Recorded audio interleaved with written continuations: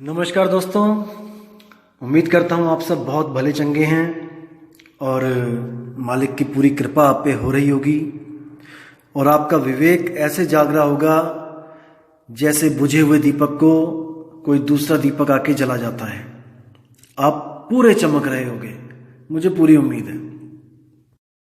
तो दोस्तों, कई लोग मुझे पूछते हैं, मैसेज आते हैं कि आप इतनी देर देर में क्यों पोस्ट करते हो, इकट्ठी कर दिया करो ना, एक एक दिन में 3-3 4-4 पोस्ट कर दिया करो, हम तरस रहे हैं ज्ञान समझने को। ज़्यादा नहीं तो रोज 2 कर दिया करो, अरे रोज 1 ही कर दिया करो। दोस्तों, एक बात अच्छी तरह समझ लो, जैसे 8वीं और 10वीं क्लास के जो सब्जेक्ट होते हैं, कोई भी सब्जेक्ट ले लो, ज़्यादा से ज़्यादा कितने लेसन होते हैं उसमें? 15, 18, 20, इससे ज़्यादा तो नहीं होते अध्याय। दोस्तों मान के चलो कि 20 अध्याय होते हैं, तो दोस्तों 20 अध्याय तो एक टीचर अपने अपने सब्जेक्ट के 20 लेसन 20 दिन में कवर कर सकता है। वो एक दिन में एक अध्याय खत्म कर सकता है। आपको 20 दिन में वो खत्म करके पढ़ाई आपकी 21वें दिन आपका एग्जाम ले सकता है। यानी आपको 21 दिन के अंदर ही, मान के चलो कि 10 सब्जेक्ट हैं तो 21 और 10 31, यानी एक महीने में आप एक क्लास पार कर सकते हो। 12 महीने यानी एक साल में आप 12 क्लासें पार कर सकते हो, सोचो। लेकिन फिर भी आपको वही 20 लेसन एक साल तक पढ़ाए जाते हैं। आप समझना इस बात को, क्यों पढ़ाए जाते हैं एक साल तक? ताकि आपके सब कॉन्सेप्ट क्लियर हो जाएं एग्जाम से पहले पहले। अगर 20 दिन पढ़ाई करवा के 21 दिन एग्जाम ले लिया जाए ना, 21वें दिन, तो 99% बच्चे फेल हो जाएंगे, क्योंकि टीचर ने तो अपनी जिम्मेदारी पूरी कर दी, उसने तो पढ़ा दिया। अब बच्चों की बुद्धि अपने अपने लेवल की होती है। किसी को कैच करने में 1 पल लगता है, किसी को कैच करने में 1 साल लग जाता है। तो टीचर हमेशा सब बच्चों को देख के आगे बढ़ता है। इसलिए उस 20 लेसनों को पढ़ाने के लिए पूरा 1 साल दिया जाता है, ताकि आप सवाल पे सवाल कर सको, अपने संशय भरम खत्म कर सको, हर चीज आपके दिमाग में फिट हो सके, ताकि अंत समय में पेपर के दिन आपको गुरु की भी जरूरत ना पड़े। इसलिए आपको पूरा 1 साल दिया जाता है। तो आप मुझसे यह निवेदन ना किया करें कि आप रोज वीडियो डालो या फिर रोज आप 2-3 डालो। दोस्तों, जो मैं डाल रहा हूं उसको 2-3 दिन आप याद करो, समझो उसको, नहीं तो आगे दौड़ पीछे छोड़ वाली स्थिति बन जाएगी, किसी काम नहीं आएगा। हर बंदा मुझसे यह पूछता है ईमेल पे कि वो सारनाम क्या है, वो सारनाम क्या है। दोस्तों, पहली ऑडियो से ही मैं बताता आ रहा हूं कि वो सारनाम क्या है। अगर फिर भी आप नहीं समझ पा रहे हो तो मैं यही बोल पाऊंगा कि सारनाम हम भाग सुनाया और मूर्ख जीव मरम नहीं पाया। इसको समझो, मैं भाग भाग के पहली ऑडियो से बता रहा हूं कि वो सारनाम क्या है, सारनाम क्या है, लेकिन कुछ लोग इसको नहीं समझ पा रहे हैं। जो समझ गए हैं वो तो मालिक के बहुत प्यारे हंस हैं, विवेकी पुरुष हैं, लेकिन जो नहीं भी समझे हैं वो भी विवेकी हो जाएंगे, फिक्र मत कीजिए आप। क्योंकि बार बार अभ्यास ते जड़ मत होत सुजान, ज्यो रसरी आवत जात ते सिल पे पड़े निशान। तो फिक्र मत करो दोस्तों, इसको समझने की कोशिश करो। कई लोग कहते हैं कि हाँ, ये वाणी आपने बोली, सार शब्द हम भाग सुनाया, ये मूर्ख जीव समझ नहीं पाया। वो सार शब्द तो कबीर साहब ने भाग के दिया है, बोल के दिया किसी को भी। तो आप तो कहते हो कि वो बोलने में नहीं आता, इसका मतलब आप मूर्ख हो, आप समझ नहीं पाए। दोस्तों, मेरी बात को बिल्कुल ध्यान से सुनना इस बार। कोई भी मंत्र है जो गुरु बोलता है, कुछ भी बोला, मान के चलो कि गुरु ने बोला कलिंग। अब दोस्तों, इसमें समझने वाली क्या बात है? गुरु ने बोला कलिंग, मैंने सुना कलिंग, मैंने जपा कलिंग, इसमें समझने वाली तो बात ही कोई नहीं है। तो इसमें भाग सुना के इसको समझने वाली बात ही कोई नहीं है, तो जीव मूर्ख कैसे हुआ? इसको पकड़ना है दोस्तों, बहुत गुप्त भेद है इसमें। जो इसको समझ जाएगा उसके कॉन्सेप्ट क्लियर होते जाएंगे। कबीर साहब कह रहे सार शब्द हम भाख सुनाया, ये मूर्ख जीव समझ नहीं पाया, यानी कि 33 अरब ज्ञान हम भाखा। 33 अरब ज्ञान भाखा, क्या समझाने के लिए? उस अबोल शब्द को समझाने के लिए। बीजक में भी बोला, कितना बोला, शब्द शब्द सब कोई कहे वह तो शब्द विदेह, जीवा पे आवे नहीं निरख परख कर ले। अब इसमें क्या रह गया समझने को? साफ बोल दिया कि जीवा पे आवे नहीं, गुरु जीभ से देगा अगर तो नहीं लेना।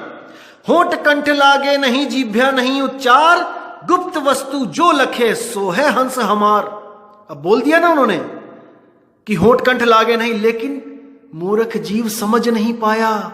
वो फिर उन नामों को जप रहा है जो होठ कंठ से बोले जाते हैं। इसका ये सार है। लेकिन मूर्ख गुरु वाणी को गलत तरीके से पेश करके जीवों को मूर्ख बना देते हैं। इसको समझना है दोस्तों। मुझे पूरी उम्मीद है कि आप इसको समझ गए हो। सार शब्द हम भाग सुनाया, यानी कि सार शब्द की महिमा मैंने 33 अरब ज्ञान में भाग भाग के सुना दी। लेकिन ये अज्ञानी जीव उस शब्द को नहीं समझ पाया कि मैं किसकी बात कर रहा हूं। दोस्तों, जहां भी समझने समझाने वाली बात होती है वहां पर या तो कोई पहेली होती है बूझने के लिए, या फिर कोई इशारा होता है जो सामने वाला नहीं समझ पाता है। अगर कोई मंत्र की बात चल रही है तो दोस्तों वहां पे समझने की कोई जरूरत ही नहीं होती। जो गुरु ने दे दिया वो आपने सुन के जपने लग जाना है, रटने लग जाना है, तोते की तरह। जैसे तोते को आपने एक मंत्र दे दिया हरियम, अब तोते ने उसको समझना नहीं है कि उसका क्या मतलब होता है, अब वो रटने लग जाएगा तोते की तरह, हरियम हरियम हरियम। तो कबीर साहब ने ये नहीं बोला कि मैंने उसको भाग के सुनाया और तू समझ नहीं पाया। नहीं, अगर कबीर साहब भाग के सुनाते तो उसमें समझने वाली तो कोई बात ही नहीं रह गई थी। गुरु ने भाग के सुनाया, मैंने सुन के उसको रटना शुरू कर दिया। लेकिन यहां पर कबीर साहब भेद की बात कर रहे हैं कि मैंने उस वाणियों के द्वारा उस भेद को उजागर करने की लाख कोशिश करी, लेकिन ये मूर्ख जीव समझ नहीं पाया। तो दिक्कत यहां पे है। इसीलिए मैं कह रहा हूं कि इस ज्ञान को, इस निर्मल ज्ञान को ये सोच के मत समझो कि मैं किसी के गुरु की बुराई कर रहा हूं या मैं किसी के गुरु को नीचा दिखाना चाहता हूं। अरे गुरु मेरे सब ही बड़े, अपनी अपनी ठौर, लेकिन शब्द विवेकी पारखी सो माथे के मोर। माथे के मोर का मतलब कि जैसे किसी लड़की की शादी होती है तो बहुत से लोग आते हैं शादी में, दूल्हे के साथ उसके यार दोस्त भी आते हैं, खूब सज धज के आते हैं, सुंदर सुंदर कपड़े पहन के आते हैं, इत्र लगा के आते हैं, बढ़िया से बढ़िया चश्मा लगा के आते हैं, यानी कि कोई भी कमी नहीं होती है, पूरे बन-ठन के आते हैं। लेकिन फिर भी जो लड़की होती है वो केवल और केवल अपने पति के गले में ही वरडाला डालती है जिसके सिर पर मोर होता है। मोर क्या होता है? शादी का सेहरा टाइप एक मुकुट होता है। तो ऐसे ही सारे गुरु जो ज्ञान दे रहे हैं, अच्छी बात है ज्ञान दे रहे हैं, लेकिन उसमें से हमने वो गुरु चुनना है जो शब्द विवेकी पारखी हो, नहीं तो हमारा काम नहीं बनेगा। इसी तरह गुरु मेरे सभी बड़े, सब गुरु ज्ञान दे रहे हैं, सब गुरु मीट मांस बकरी मुर्गी अंडा दारू सब कुछ छुड़वा रहे हैं। मेरे गुरु महान हैं जो कम से कम एक इंसान को, जो जानवर बना हुआ था उसको इंसान तो बनाया। लेकिन फिर भी क्या कह रहे हैं कि इतना कुछ करने के बाद भी वो मुक्त नहीं कर सकता, नहीं कर सकता, क्योंकि उसके पास सार शब्द नहीं है। दिक्कत यहां पे है। इसलिए कह रहे हैं गुरु गुरु में भेद है, गुरु गुरु में भाव, सोई गुरु नित वंदिए, जो शब्द बतावे दाओ। जो गुरु आपको सार शब्द का लखाव करा दे वही सतगुरु है। एक छुड़ाए एक लखाए, तब प्राणी निज घर को जाए। सोई गुरु पूरा कहाए, जो 2 अक्षर का भेद बताए। तो इसको समझना है दोस्तों। जैसे पिछले भजन में आपको बताया था कि दास मलूक सलूक कहते हैं, खोजो खसम कबीर। वो कबीर खसम को खोजो। इसी को कबीर साहब कहते हैं, कहें कबीर अक्षर 2 भाख, होगा खसम तो लेगा राख। अब देखना दोस्तों, यहां पे सोचना इस बात को कि मलूक दास जी कह रहे हैं कि कबीर खसम है, कबीर को खोजो, और कबीर साहब कह रहे हैं खसम वो है जो 2 अक्षर का भेद बताए। समझना इसको। कहे कबीर अक्षर 2 भाख, गुरु की महिमा बता रहे हैं कि ऐसा गुरु ढूंढ ले जो 2 अक्षर को भाख के समझाए कि कौन सा अक्षर मुक्ति का दाता है और कौन सा अक्षर बंधन में डालता है। बंधन वाले अक्षरों को छुड़वा दे और मुक्ति वाले अक्षर का लखाव करा दे। इसी को बाबा नानक कहते हैं, जेतु पढ़िया पंडित बिन 2 आखर 2 नामा। 2 आखर यानी एक 52 अक्षर और एक आत्म अक्षर। इन दोनों को जब तक तूने नहीं समझ लिया पंडित, बिन 2 अक्षर 2 नामा। 2 नामा कौन सा? एक सतनाम और एक असतनाम। एक झूठा नाम, कृत्रिम नाम, मैन मेड नाम, और एक सेल्फ मेड नाम। प्रणवत नानक एक लंगाए, जे कर सच समावा। अब वो गुरु क्या करेगा? इन दोनों अक्षरों में से, इन दोनों नामों में से एक छुड़वा देगा जो असत्य है, असार छुड़वा देगा और सार लखा देगा। गुरु तो ऐसा चाहिए जैसा सूप सुहाए, और सार सार तो गही रहे, थोथा दे उड़ाए। थोथा उड़ा देगा और सार को लखा देगा। तो इसको गहराई से समझना है दोस्तों, क्योंकि इसको समझे बिना आपकी मुक्ति नहीं हो सकती, नहीं हो सकती, नहीं हो सकती। 52 अक्षर जब तक नहीं खत्म हो गए आपके दिमाग से, आपके मन से, तब तक आप मुक्त नहीं हो।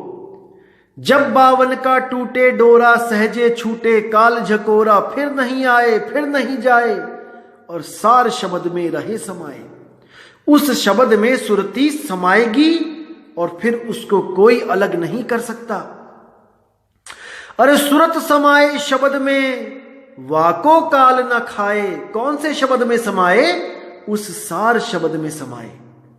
वो सार शब्द कोई मंत्र नहीं है कि उसको जप के कोई और मिलेगा तीसरा आपको। वो सार शब्द ही सतपुरुष कहाया, और ये मूर्ख जीव समझ नहीं पाया। वही सार शब्द सतनाम है, वही अखंड नाम है, वही सच्चा नाम है, वही रियल नेम है, वही गॉड्स नेम है। उसके अनंत नाम रख दो, लेकिन वस्तु वो एक ही है जिसको शब्द गुरु कहा जाता है। शब्द गुरु, सुरत, धुन, चेला। देह गुरु नहीं है, शब्द गुरु है, और उसका चेला कौन है? जो उस धुन को सुने। सुरत, धुन, चेला। सुरती जब उस धुन को सुनती है, वही असली चेला है। वो चेला नहीं है जो केवल भेष धारण करके कबीर पंथ में आ गया और मीट मांस दारू वंडा सब खा पी रहा है। वो चेला नहीं है, वो नाम का चेला है, काम का चेला नहीं है। तो इसको समझना है दोस्तों, बात जरा सी वरना 84। अभी समझ जाओगे तो बहुत अच्छा रहेगा। उसके बाद कोई 84 लाख जून में ऐसी देह नहीं मिल पाएगी जिसमें ज्ञान को समझ पाओ। और इन नकली गुरुओं ने आप लोग को हमेशा यूज किया अपने आप को पावरफुल दिखाने में कि मेरी इतनी संगत है, मेरे इतने करोड़ मेरे फॉलोअर हैं, मेरा सरकार भी कुछ नहीं बिगाड़ सकती। दोस्तों ये भरमजाल है। जिस गुरु के पास बहुत कम शिष्य हो, असल में वहां पर सही ज्ञान मिलने की उम्मीद होती है। क्यों? क्योंकि वो इतना दिव्य ज्ञान दे रहा है, इतनी ऊंची पढ़ाई करवा रहा है कि सब लोगों को समझ ही नहीं आ रही है। जहां पर ज्यादा भीड़ दिखाई दे आपको, समझ जाना वहां पे इतना सस्ता ज्ञान मिल रहा है कि बच्चे बच्चे के समझ में आ गया। इसको समझना पड़ेगा दोस्तों। कैसे है? उदाहरण देता हूं आपको। आप एक कॉपी लेके निकलना अपने घर से और हर घर में जाकर बस ये पूछना कि यहां पर 5वीं पास कौन कौन है। दोस्तों हर घर में आपको बच्चों के अलावा जो LKG UKG में है, हर बंदा आपको 5वीं पास मिलेगा। आपकी 50 हजारों लाखों कॉपियां भर जाएंगी नाम लिख लिख के। और फिर आप निकलना दोबारा रजिस्टर लेके और पूछना कि 10वीं पास कौन कौन है। दोस्तों आपको उनमें से आधे लोगों के नाम मिलेंगे, क्योंकि जो बुजुर्ग हैं, जो दादी है, दादाजी हैं, वो 5वीं 7वीं पढ़े होते थे, 8वीं पढ़े होते थे, उनका नाम वहां पे नहीं लिखा जाएगा। यानी कि अब वो संख्या और कम हो गई। दोस्तों फिर दोबारा निकलना और ग्रेजुएशन वाले लोगों का नाम लिखना शुरू करना। दोस्तों ये संख्या घटकर 20% रह जाएगी। और दोस्तों फिर निकलना अब PhD वाले लोगों का या CA या डॉक्टर जो है उनका नाम लिखना शुरू करना। दोस्तों 40, 50, 60 नाम लिखने के बाद पूरे शहर में आपको इससे ऊपर नहीं मिलेंगे। और उससे भी ऊपर जाना है दोस्तों, साइंटिस्ट ढूंढना। साइंटिस्ट ढूंढना जो MBBS MD करके DM कर रहे हैं, जो कर चुके हैं DM। दोस्तों पूरे पूरे शहर में एक DM भी नहीं मिलेगा आपको। MBBS डॉक्टर मिल जाएंगे, MD भी मिल जाएंगे आपको गली गली में बैठे, लेकिन DM endocrinology, DM neurosurgeon, DM neurology, ये कुछ गिने चुने लोग ही मिलेंगे आपको। एक दो इससे ज्यादा नहीं। कोई बड़ा शहर हो तो वहां पर लाखों की भीड़ में कोई 10, 20, 25, इससे ज्यादा नहीं। वो भी वहां पर जहां पर कोई बड़ा इंस्टीट्यूट हो, जैसे PGI है या एम्स है, वहां पे आपको मिलेंगे। वरना पूरे पूरे शहर में 1 या 2 से ऊपर नहीं होते, और छोटे शहरों में तो 1 भी नहीं मिलेगा। तो इसका मतलब ये नहीं कि 5वीं क्लास की भीड़ ज्यादा है तो वो ज्यादा बड़े ज्ञानी हो गए हैं, और जो DM है वो 1 है केवल शहर में, जो साइंटिस्ट है वो 1 है पूरे पूरे प्रदेश में, तो वो अज्ञानी है क्योंकि उनकी गिनती कम है। गिनतियों में तोलते हैं ज्ञान को कई लोग। हमारे गुरुजी के पास इतने इतने चेले हैं, इतने 2 करोड़, 5 करोड़, 10 करोड़। अरे तुम्हारे गुरु का ज्ञान इतना सस्ता है। संडे मार्केट में इतनी भीड़ होती है कि चलने को रास्ता नहीं होता वहां पे, लेकिन सामान क्या मिल रहा होता है? 10 रुपए, 20 रुपए, 25 रुपए का। इसलिए वो सबकी पहुंच में है, भीड़ है वहां पे, क्योंकि वहां पे विवेक नाम की चीज नहीं है।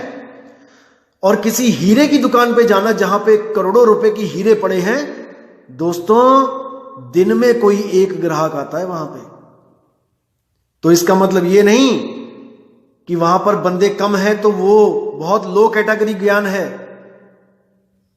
दोस्तों वो ऐसा ज्ञान है कि उसको समझने के लिए इतनी महीन बुद्धि चाहिए, इतना विवेक चाहिए कि एक आदमी में वो विवेक पैदा हो ही नहीं सकता बिना गुरु की दया के। इसको समझो।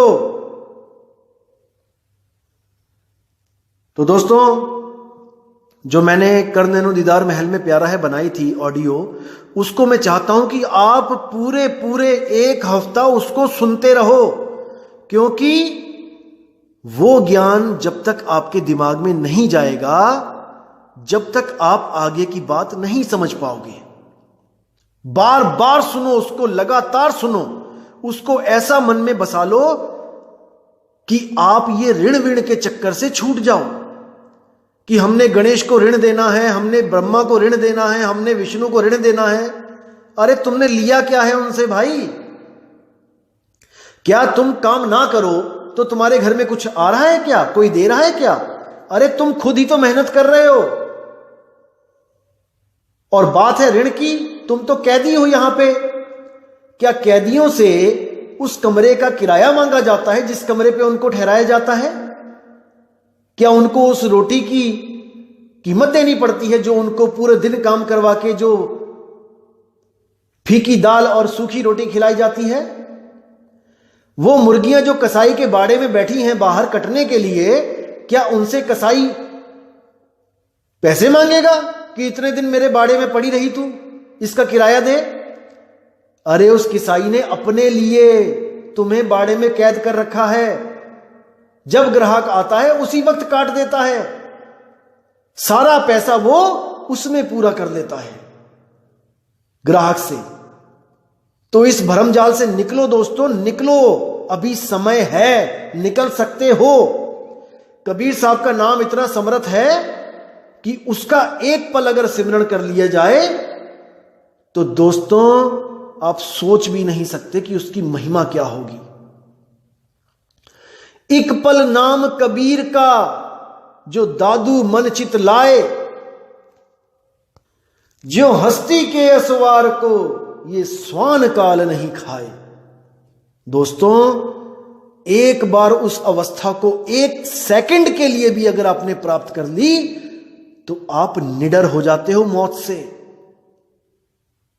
आप उस अवस्था को एक बार भी प्राप्त कर लो तो आपके मन बुद्धि से सारे भरम निकल जाते हैं। लेकिन वो तभी निकलेंगे दोस्तों जब आप अपना विवेक लगाना शुरू करोगे। पकी पकाई आपको दी जाएगी, लेकिन कम से कम इतना तो विवेक लगाओ कि उस दाल में कीड़े ना हो, उस रोटी में कंकर ना हो। इतना तो विवेक लगाना है ना आपने।